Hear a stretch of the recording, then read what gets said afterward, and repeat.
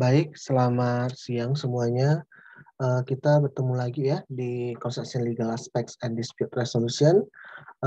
Kali ini minggu kelima kita akan membahas tentang hukum pengadaan ya, procurement law. Nah, sekarang apa sih sebenarnya procurement law ya? Procurement, sebagaimana yang kita ketahui, yang namanya procurement atau pengadaan itu adalah tentu di sini yang dimaksud adalah pengadaan publik ya.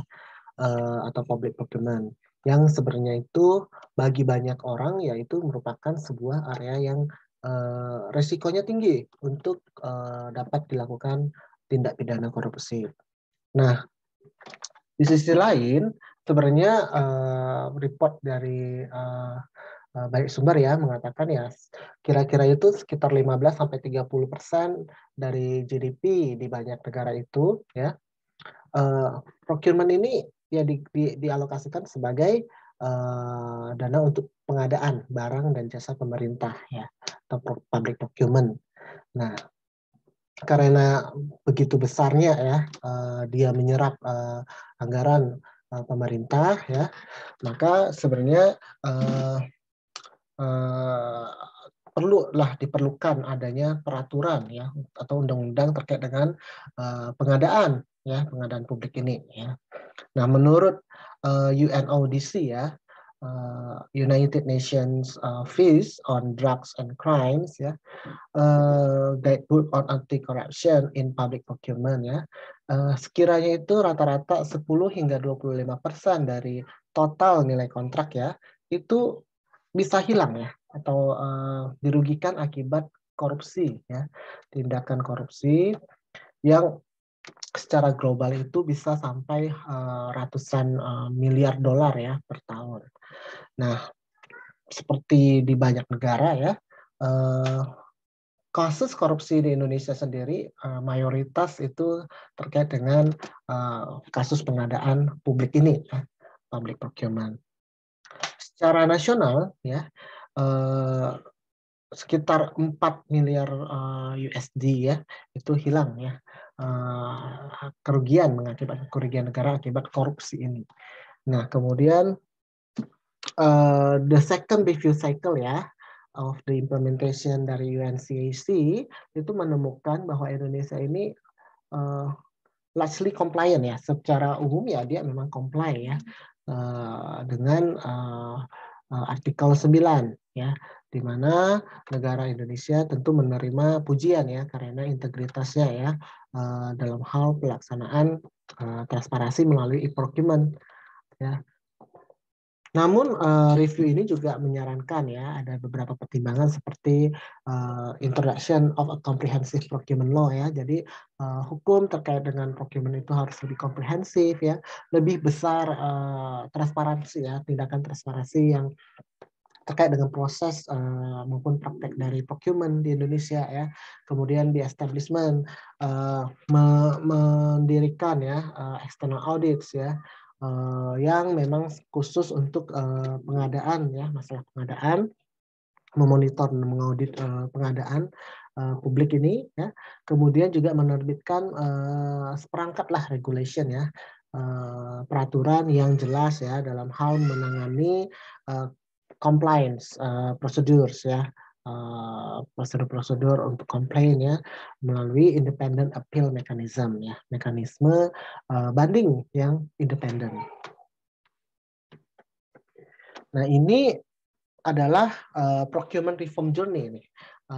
Bagaimana proses pengadaan barang dan jasa pemerintah di Indonesia ini sudah reformasi ya sebenarnya, berubah dari awal sekali tahun 2000 ya sampai sekarang. Kalau ini saya ambil dari UNODC ya,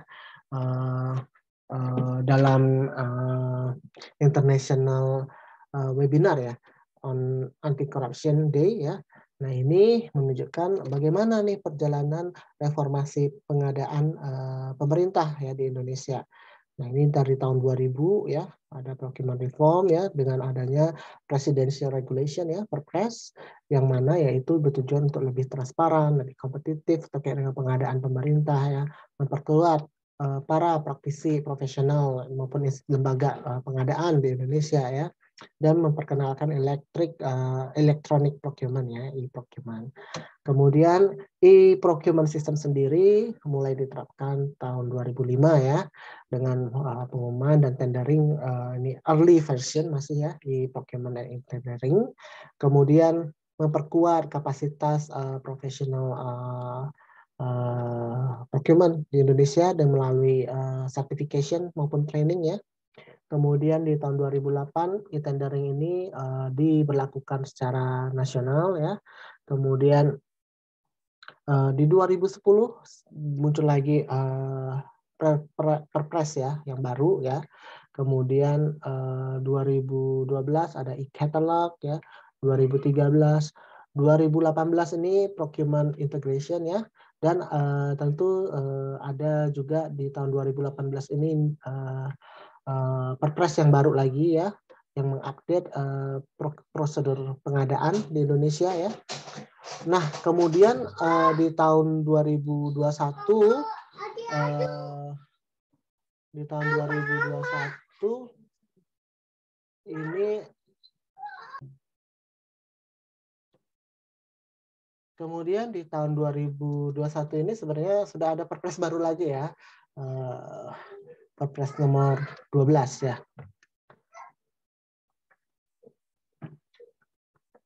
Nah, sekarang mengapa penting untuk mendiskusikan terkait dengan procurement ya? Karena memang pengadaan pemerintah ini selalu penting ya kan? Karena pemerintah sendiri tidak bisa sebenarnya untuk melakukan semuanya, menyediakan infrastruktur dan lain sebagainya dengan mereka sendiri. Tapi tentu mereka akan meng-hire orang-orang ya kan, meng-hire kontraktor ya kan, untuk apa? Untuk menyediakan sebuah infrastruktur bagi perkembangan ekonomi suatu bangsa dan negara gitu ya. Nah, termasuk juga tentu public goods ya, seperti tidak hanya sekedar infrastruktur ya, tapi juga masalah pertahanan nasional. Nah, ini juga mereka kan perlu misalnya membeli alutsista ya, alat untuk pertahanan gitu ya, dan lain-lain sebagainya. Ini tentu melalui proses pengadaan juga ya. Nah, pengadaan pemerintah sendiri ya umumnya mencakup public works ya, infrastruktur ya, maupun service, kemudian juga supply contract ya, yang dibuat oleh otoritas pemerintah ya. Nah, di sektor proses sendiri, secara umum ini mengabsorb ya, artinya menyerap banyak sekali anggaran pemerintah ya melalui pengadaannya ini. Nah, di sisi lain sebenarnya praktek pengadaan ini apabila tidak diawasi dengan baik ya, maka itu rentan terhadap resiko korupsi karena financial turnover ya, kemudian kompleksitas dari pengadaan prosesnya ya, kemudian monitoringnya juga. Nah, ini perlu nih kemudian ada audit tadi ya, ada audit, ada transparansi, sistem yang lebih transparan ya, monitoring ya, dan mekanisme-mekanisme lain yang bertujuan tentu untuk meminimalkan ya adanya resiko korupsi dalam hal pengadaan pemerintah. Nah, salah satunya tentu kita perlu mempelajari ya hukum ataupun peraturan-peraturan terkait dengan pengadaan publik ya di Indonesia.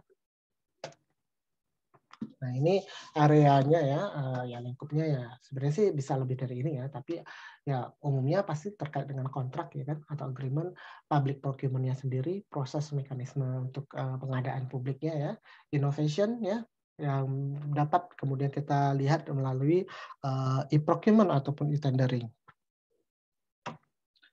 Nah, bagaimana dengan hukum ataupun peraturan terkait ya dengan ini? Sebenarnya seperti sebelum-sebelumnya ya, kalau kita bicara mengenai salah satu aspek, sebuah aspek misalnya pengadaan atau misalnya tadi hukum pertanahan, hukum kontrak. Itu sebenarnya banyak sekali ya hukum-hukum ataupun peraturan yang terkait yang kemudian bisa saling mendukung satu sama lain atau melengkapi satu sama lain. Nah, contohnya ini untuk karena kita bicara mengenai procurement law ya, hukum terkait pengadaan, maka sebenarnya ada yang lain ya, ada banyak. Cuman ini adalah 4 yang mungkin utama ya kalau saya cari. Yang pertama itu bersumber pada UU nomor 2 tahun 2017 tentang jasa konstruksi ya, UU JK, yang kemudian diubah melalui UU nomor 11 tahun 2020 tentang Cipta Kerja atau Omnibus Law. Kemudian ada juga PP nomor 14 tahun 2021 ya, tentang perubahan atas peraturan pemerintah nomor 22 tahun 2020 tentang peraturan pelaksanaan UU nomor 2 tahun 2017 dan Perpres nomor 12 tahun 2021 ya. Nah, ini yang terbaru nih tentang perubahan atas Perpres nomor 16 tahun 2018 tadi ya, tentang pengadaan barang jasa pemerintah. Nah, kalau kita bicara UJK ya ini entitasnya adalah dari pemerintah pusat ya. Kemudian ini diterbitkan dan berlaku mulai tanggal 12 Januari 2017. Kemudian status terakhir ya tentu dia diubah ya dengan UU nomor 11 tahun 2020 tentang Cipta Kerja atau Omnibus Law. Nah, ini adalah isi dari UJK.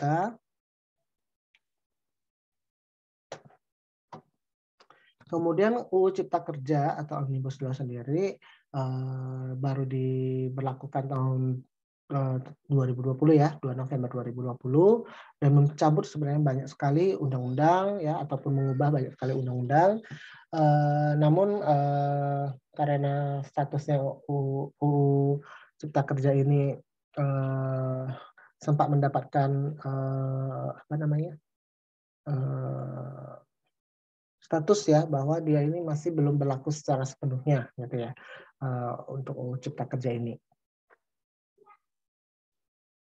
Maka pemerintah pusat kemudian harus melakukan revisi sebenarnya ya, terhadap UU Cipta Kerja. Kemudian yang terkait dengan pengadaan ya itu adalah PP Jasa Konstruksi ya nomor 14 tahun 2021.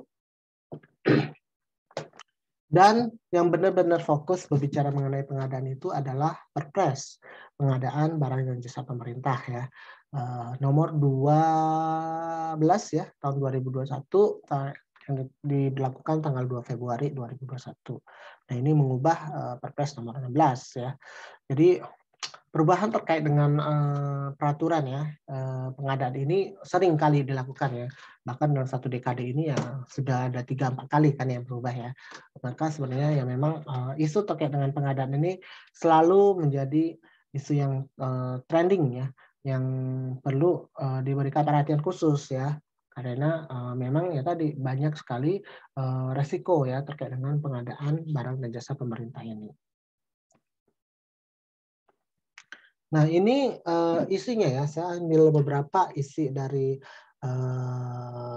Perpres nomor 12 2021 ini ya, yang intinya aja ya.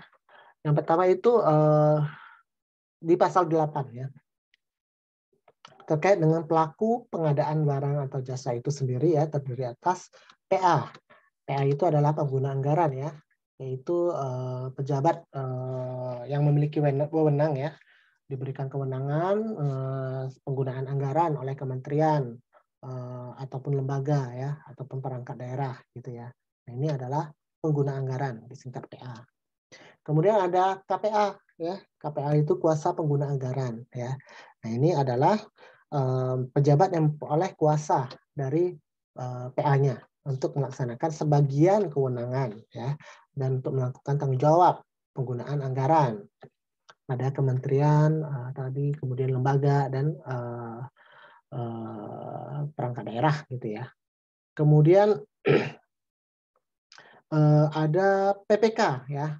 PPK itu adalah singkatan dari pejabat pembuat komitmen ya, yaitu pejabat yang diberikan kewenangan oleh PA maupun KPA untuk mengambil keputusan ya, maupun untuk melakukan tindakan yang dapat mengakibatkan pengeluaran anggaran ya. Kemudian ada pejabat pengadaan ya.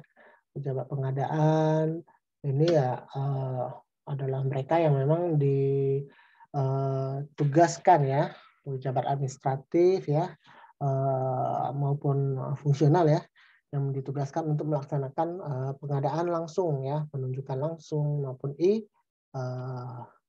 purchasing ya. Kemudian ada Pokja pemilihan. Pokja itu singkatan dari kelompok kerja ya. Jadi ini kelompok kerja pemilihan itu adalah mereka-mereka ya sumber daya manusia, para ahli yang ditetapkan oleh Kepala UKPBJ ya, Unit Kerja Pengadaan Barang dan Jasa ya, yang apa fungsinya ya? Tentu untuk mengelola pemilihan penyedia ya. Kemudian yang G ini dihapus ya. Kalau saya lihat di yang Perpres nomor 16 tahun 2018, yang G ini adalah sebenarnya PJPHP dan PPHP ya. Jadi itu adalah pejabat pemeriksa hasil pekerjaan dan panitia pemeriksa hasil pekerjaan. Ini dihapus ya melalui Perpres nomor 12 tahun 2021 ya. Kemudian ada penyelenggara swakelola ya, penyelenggara swakelola, dan terakhir itu ada penyedia kontraktornya gitu ya. Kalau penyelenggara swakelola itu adalah tim ya sebenarnya ya, yang menyelenggarakan kegiatan secara swakelola. Kemudian penyedia yaitu adalah kontraktor ya, kontraktor-kontraktor yang kemudian akan ikutin tendernya gitu ya, ataupun ikutin proses pengadaannya. Nah, kemudian di pasal 9 nih juga diubah ya. Ini mengenai kewenangan, tugas dan kewenangan dari pengguna anggaran ya. Nah, ini ada sampai N ya. Nah, di sini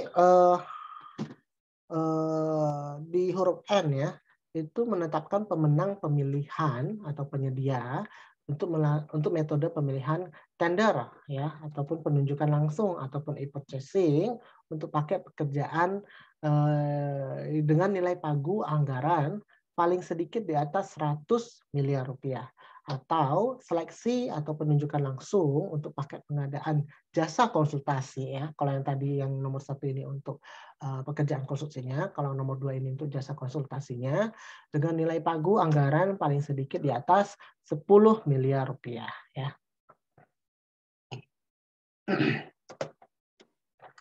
Kemudian pasal 10 ini terkait dengan KPA ya. Jadi ini mengenai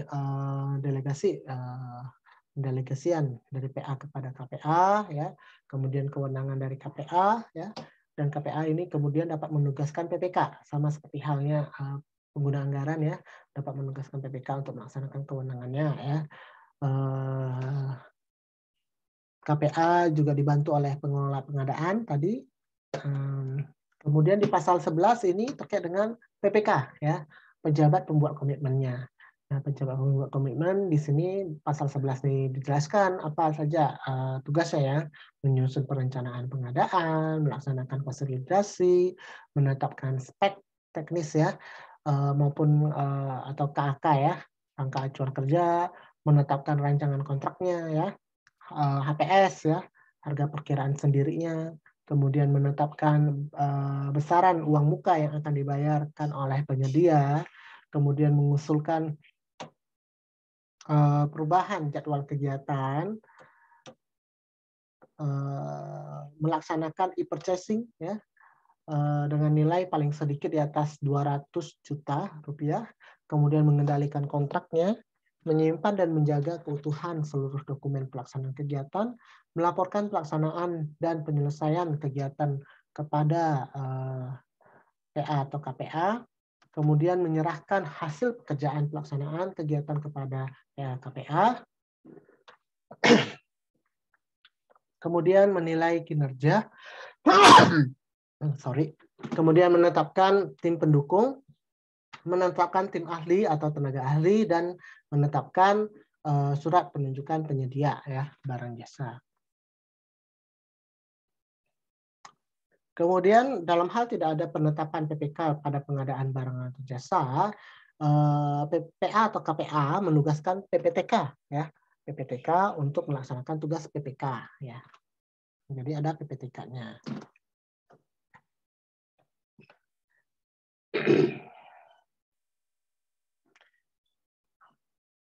Kalau PPTK itu pejabat pelaksana teknis kegiatan ya. Itu kalau di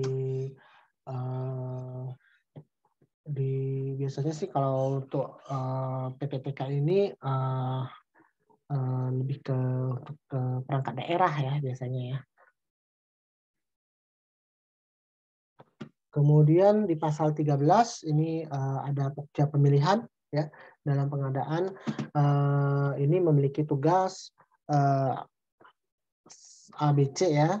Kemudian jadi dia lebih ke hal persiapan pelaksanaan pemilihan penyedia ya, kecuali purchasing ataupun pengadaan langsung. Jadi ini lebih ke tender ya berarti ya. Kemudian poin B-nya dihapus, poin C-nya itu adalah untuk menetapkan pemenang ya, penyedia yang memenangkan tendernya ya.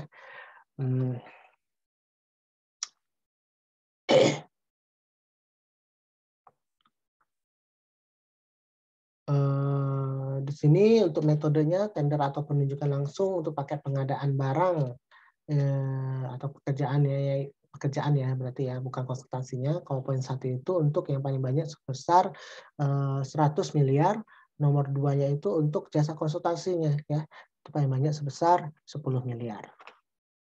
Pokja ini beranggotakan 3 orang ya. Kalau tadi PPK ya 1 orang gitu ya.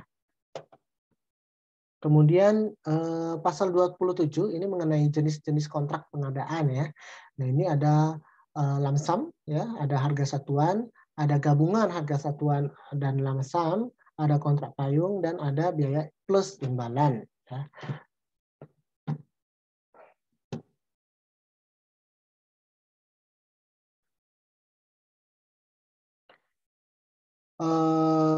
Untuk poin 2, jenis kontrak pengadaan pekerjaan konstruksi terdiri atas lump sum, harga satuan, gabungan lump sum dan harga satuan, putar kunci ya atau turnkey, dan biaya plus imbalan. Ini kalau yang tadi yang poin 1 ini pengadaan barang jasa umumnya ya. Kalau yang khusus untuk pekerjaan konstruksi maka jenisnya yang di poin kedua ini. Kemudian poin 3 ini adalah terkait dengan jasa konsultansi ya yang non konstruksi. Ada jenisnya itu lump sum, waktu penugasan, dan kontrak payung. Tapi untuk jasa konsultansi konstruksi itu lump sum, waktu penugasan ya. Kemudian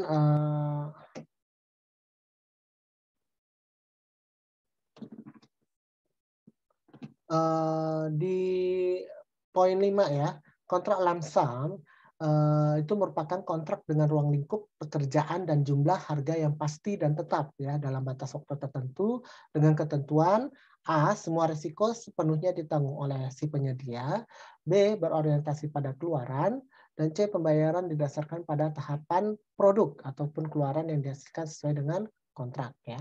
Sedangkan kontrak harga satuan itu adalah kontrak dengan harga satuan yang tetap. Jadi yang tetap di sini tentu adalah harganya ya, harga satuannya ya, unit price-nya. Kalau lump sum itu harga akhirnya yang tetap diikat. Dengan ketentuan kalau untuk kontrak harga satuan ini adalah volume atau kuantitas pekerjaannya masih bersifat perkiraan ya pada saat kontrak ini ditandatangani, pembayaran berdasarkan hasil pengukuran bersama ya atas realisasi volume pekerjaan, dan nilai akhir kontrak ditetapkan setelah seluruh pekerjaan diselesaikan. Kemudian kontrak gabungan lump sum dan harga satuan merupakan kontrak gabungan lump sum dan harga satuan dalam satu pekerjaan yang diperjanjikan. Yang dimaksud dengan kontrak payung itu adalah dapat berupa kontrak harga satuan dalam satu periode waktu tertentu yang belum dapat ditentukan volumenya dan atau waktu pengirimannya pada saat kontrak ditandatangani.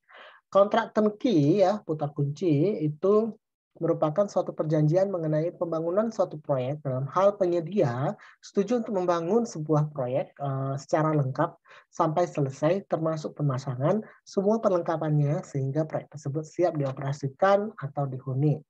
Kontrak biaya plus imbalan ya, cost plus fee ya. Nah ini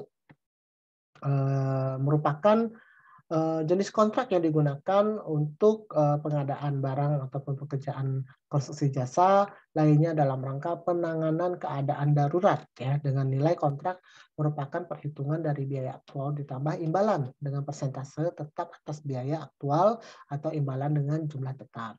Nah ini biasanya untuk pekerjaan-pekerjaan urgent ya, darurat misalnya di daerah bencana gitu ya. Kemudian kontrak berdasarkan waktu penugasan merupakan kontrak jasa konsultasi ya untuk pekerjaan yang ruang lingkupnya belum bisa didefinisikan dengan rinci atau waktu yang dibutuhkan untuk menyelesaikan pekerjaan belum dapat dipastikan. Kemudian ada juga dikenal dengan kontrak tahun jamak. Nah, tahun jamak itu merupakan kontrak yang membebani lebih dari 1 tahun anggaran ya yang dilakukan setelah mendapatkan persetujuan pejabat yang berwenang.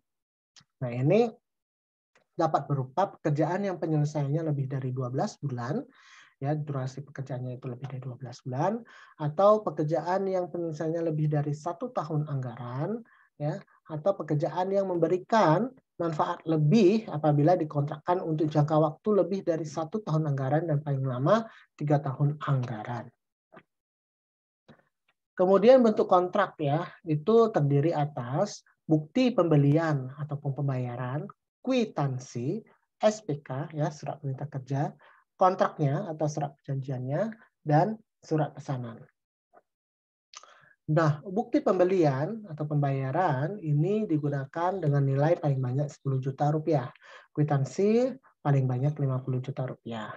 SPK itu untuk jasa konsultasi itu paling banyak 100 juta. Untuk pengadaan barang jasa lainnya 50 juta ya. Sedangkan untuk pekerjaan konstruksi itu sampai 200 juta. Kemudian surat perjanjian pengadaan barang pekerjaan konstruksi itu sampai dengan sedikit, paling sedikit ya, bukan paling banyak, tapi paling sedikit di atas 200 juta. Pengadaan jasa konsultasi paling sedikit di atas 100 juta. Ya. Surat pesanan itu digunakan untuk pengadaan melalui e-purchasing. Ya. Kemudian pasal 30 mengenai jaminan. Jaminan pengadaan barang atau jasa. Ini terdiri dari jaminan penawaran, jaminan sanggah banding, jaminan pelaksanaan, jaminan uang muka, dan jaminan pemeliharaan. Nah, jaminan penawaran ini dilakukan secara terintegrasi ya. Sanggah banding ini hanya untuk pengadaan pekerjaan konstruksi saja ya. Jaminan ini dapat berupa bank garansi atau surety bond ya. Bentuk jaminan pada ayat 3 ini bersifatnya itu unconditional ya, tidak bersyarat, mudah dicairkan dan harus dicairkan oleh penerbit jaminan paling lambat 14 hari kerja setelah surat perintah pencairan dari Pokja pemilihan ataupun PPK ya oleh yang diberi kuasa oleh Pokja pemilihan atau PPK diterima ya. Kemudian pengadaan jasa konsultansi tidak diperlukan jaminan penawaran, jaminan sanggah banding, jaminan pelaksanaan, dan jaminan pemeliharaan. Jadi hanya jaminan uang muka saja. Kemudian jaminan dari bank umum, perusahaan penjamin, perusahaan asuransi, lembaga keuangan khusus ya. Ini dapat digunakan untuk semua jenis jaminan ya. Jadi ini mengenai penerbit jaminannya ya. Next, pasal 31 jaminan penawaran ya. Itu diberlakukan untuk nilai HPS-nya paling sedikit di atas 10 miliar rupiah ya. Kemudian jaminan penawaran ini besarnya itu antara 1 hingga 3% dari nilai HPS. Kemudian pengadaan barang dan jasa yang dilakukan secara integrasi jaminannya itu sebesar 1 hingga 3% dari nilai pagu anggaran. Pasal 32 terkait dengan jaminan sanggah banding, besarnya 1% dari nilai HPS ya. Kalau untuk pekerjaan konstruksi terintegrasi, maka besarnya juga sama, 1% dari nilai pagu anggaran. Kemudian pasal 33 terkait dengan jaminan pelaksanaan, untuk pekerjaan konstruksi ini untuk diberlakukan ya untuk pekerjaan yang paling sedikit di atas 200 juta rupiah. Jaminan pelaksanaan ini tidak diperlukan dalam hal pengadaan jasa lainnya dikuasai oleh pengguna atau pengadaan melalui e-purchasing. Besaran jaminan pelaksanaan ini untuk penawaran nilai penawaran antara 80% sampai 100% dari HPS, jaminannya itu adalah sebesar 5% ya dari nilai kontrak. Untuk nilai penawaran di bawah 80% dari nilai HPS, jaminan pelaksananya sebesar 5% dari HPS ya, bukan dari nilai kontraknya. Kemudian besaran nilai jaminan untuk pekerjaan terintegrasi ya, untuk nilai penawaran antara 80 sampai 100% dari nilai pagu, maka jaminannya adalah 5% dari nilai kontrak. Tapi kalau nilai penawarannya di bawah 80% dari nilai pagu, maka jaminannya itu sebesar 5% dari nilai pagu ya. Kemudian metode pemilihan penyedia barang terdiri atas e-purchasing ya, pengadaan langsung, penunjukan langsung, tender cepat, dan tender. Nah, e-purchasing itu dilaksanakan untuk barang atau pekerjaan konstruksi ataupun jasa lainnya yang sudah tercantum di dalam katalog elektronik ya. Kemudian pengadaan langsung sebagaimana dimaksud pada ayat 1 itu dilaksanakan untuk barang pekerjaan konstruksi yang bernilai paling banyak 200 juta rupiah. Penunjukan langsung, nah ini ada beda antara pengadaan dan penunjukan langsung ya. Penunjukan langsung itu dilaksanakan untuk barang yang seperti lainnya dalam keadaan tertentu ya. Kemudian kriteria barang atau pekerjaan konstruksi untuk keadaan tertentu sebagaimana pada ayat 4 itu meliputi misalnya penyelenggaraan penyiapan kegiatan yang mendadak ya untuk menindaklanjuti komitmen internasional yang dihadiri oleh presiden ataupun wapres. Misalnya itu stadion ya, waktu kemarin itu ada Asian Games ya di Jakarta ya kan. Kemudian ada apa lagi? Yang B itu barang atau jasa yang bersifat rahasia untuk kepentingan negara meliputi intelijen, perlindungan saksi, pengamanan presiden dan lain sebagainya ya. Nah ini termasuk penunjukan langsung ya. Kemudian C. Pekerjaan konstruksi bangunan yang merupakan satu kesatuan sistem konstruksi dan satu kesatuan tanggung jawab atas risiko kegagalan bangun secara keseluruhan yang tidak dapat direncanakan atau diperhitungkan sebelumnya. D. Barang atau pekerjaan konstruksi yang hanya dapat disediakan oleh satu pelaku usaha saja yang mampu ya. Sifatnya sangat spesialis di sini ya berarti ya. Kemudian E. Pengadaan atau penyaluran benih unggul. Nah ini tidak terkait dengan konstruksi ya. Kemudian F, pekerjaan prasarana sarana utilitas umum di lingkungan perumahan bagi masyarakat berpenghasilan rendah ya, yang dilaksanakan oleh pengembang yang bersangkutan. G, pekerjaan konstruksi yang spesifik ya dan hanya dapat dilaksanakan oleh pemegang hak patennya saja ya, atau pihak yang telah mendapatkan izin dari pemegang hak paten atau pihak yang menjadi pemenang tender untuk mendapatkan izin dari pemerintah. Kemudian barang atau pekerjaan konstruksi yang setelah dilakukan tender ulang mengalami kegagalan atau pemilihan penyedia untuk melanjutkan pengadaan barang ya dalam hal terjadi pemutusan kontrak. Ya. Kemudian tender cepat sebagaimana dimaksud pada ayat 1 tadi ya itu dilakukan dalam hal pelaku usaha telah terkualifikasi dalam sistem informasi kinerja penyedia untuk pengadaan yang spesifikasi dan volume pekerjaannya sudah ditentukan secara rinci atau dimungkinkan dapat menyebutkan merek ya sebagaimana diatur dalam pasal 19 Perda sampai sini gitu ya. Kemudian tender, ya tadi kan ada tender cepat, ada tender. Tender itu yang dimaksud itu adalah dilaksanakan dalam hal tidak dapat digunakan ya, tidak dapat menggunakan metode pemilihan penyedia lainnya ya, dari huruf A sampai D tadi ini ya. Nah, ini tidak. Jadi alternatif terakhir itu adalah tender gitu ya maksudnya ya.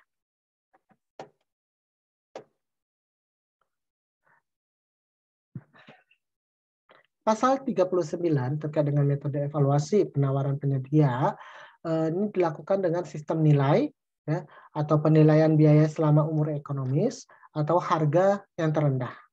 Nah, metode evaluasi sistem nilai digunakan untuk pengadaan barang yang memperhitungkan penilaian teknis dan harga.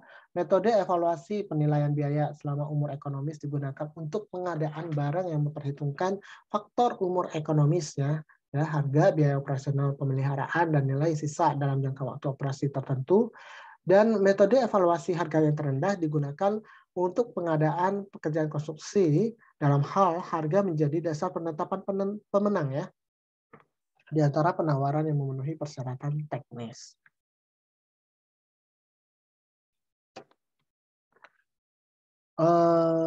Pasal 50 terkait dengan pelaksanaan pemilihan melalui tender atau seleksi meliputi ada pelaksanaan kualifikasinya, pengumuman ataupun undangan, pendaftaran dan pengambilan dokumen pemilihan, pemberian penjelasan ya, penyampaian dokumen penawaran, evaluasi dokumen penawaran, penetapan dan pengumuman pemenang maupun sanggah ya.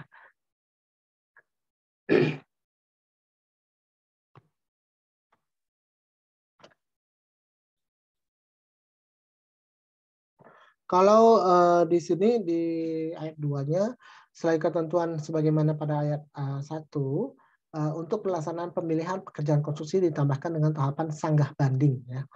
Jadi I ada sanggah bandingnya. Ya.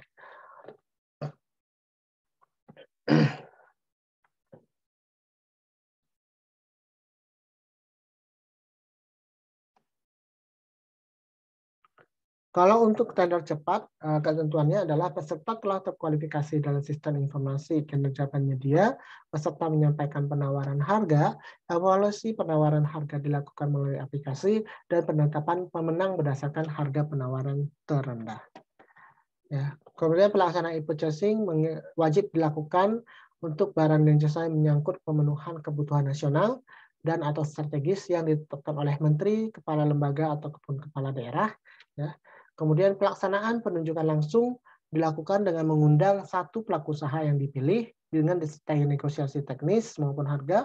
Kemudian pelaksanaan pengadaan langsung dilakukan dengan pembelian atau pembayaran langsung kepada penyedia untuk pengadaan barang atau jasa yang menggunakan bukti pembelian atau kwitansi, permintaan penawaran yang disertai dengan klarifikasi, kemudian pemilihan dapat segera dilaksanakan setelah RUP diumumkan.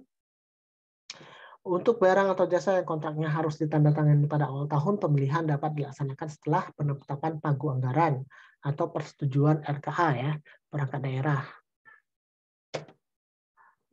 Pasal 51, prakualifikasi itu gagal dalam hal setelah pemberian waktu perpanjangan tidak ada peserta yang menyampaikan dokumen kualifikasinya atau jumlah peserta yang lulus prakualifikasi kurang dari 3 peserta ya. Tender ataupun seleksi itu gagal dalam hal terdapat kesalahan dalam proses evaluasi, tidak ada peserta yang menyampaikan dokumen penawaran setelah ada pemberian waktu perpanjangan, tidak ada peserta yang lulus evaluasi penawaran, ditemukan kesalahan dalam dokumen pemilihan, seluruh peserta terlibat korupsi, kolusi ataupun nepotisme, seluruh peserta terlibat persaingan usaha yang tidak sehat, seluruh penawaran harga tender di atas HPS ya, nilai negosiasi biaya pada seleksi itu tidak tercapai, adanya korupsi, kolusi dan nepotisme yang melibatkan pokja pemilihan atau PPK. Tender cepat gagal dalam hal tidak ada peserta atau hanya satu peserta yang menyampaikan dokumen penawaran setelah diberikan waktu perpanjangan ya. Kemudian pemenang atau pemenang cadangan tidak ada yang menghadiri verifikasi data kualifikasi, ditemukan kesalahan dalam dokumen pemilihan atau tidak sesuai dengan ketentuan dalam peraturan presiden, seluruh peserta terlibat KKN ya, seluruh peserta terlibat persaingan usaha yang tidak sehat, ataupun KKN yang melibatkan Pokja Pemilihan atau PPK.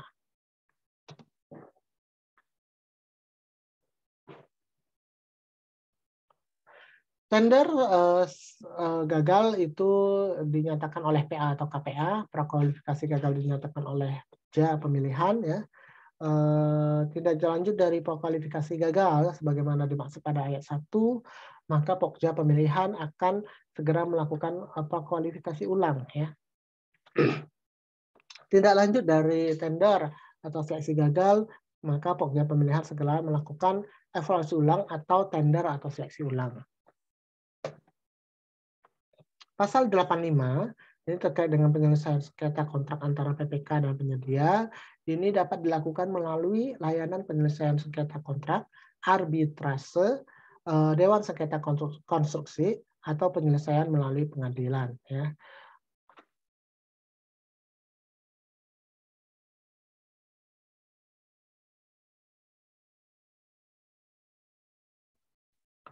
Untuk layanan penyelesaian sengketa kontrak ini diselenggarakan oleh LKPP ya.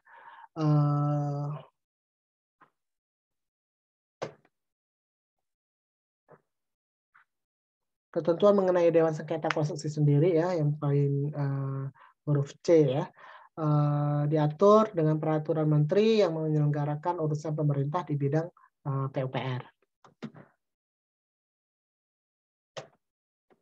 Nah ini ada artikel yang saya ambil dari laman BPK ya.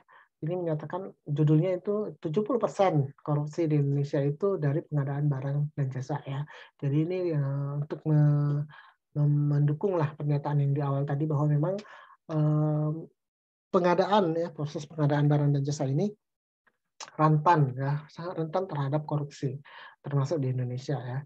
Nah, IPW sendiri ya, Indonesia Procurement Watch itu menyatakan dari 385 kasus korupsi yang ditangani KPK, 70%-nya itu merupakan kasus pengadaan barang dan jasa pemerintah ya. Nah, ini kan menjadi indikator proyek pengadaan barang dan jasa ini adalah lahan subur praktik korupsi di Indonesia ya. Nah, silakan diunduh ya, dicari linknya, kemudian diunduh, dibaca, kemudian didiskusikan ya. Mengapa ini terjadi ya? Kemudian apa sih dampak dari tindakan ya penyimpangan seperti ini ya terhadap proses pengadaan barang jasa pemerintah di Indonesia. Kemudian bagaimana cara mengatasinya ya? Baik, saya kira itu saja untuk materi pada sesi kali ini dan kita akan jumpa di minggu ke-6 minggu depan ya secara langsung. Terima kasih semuanya, saya akhiri.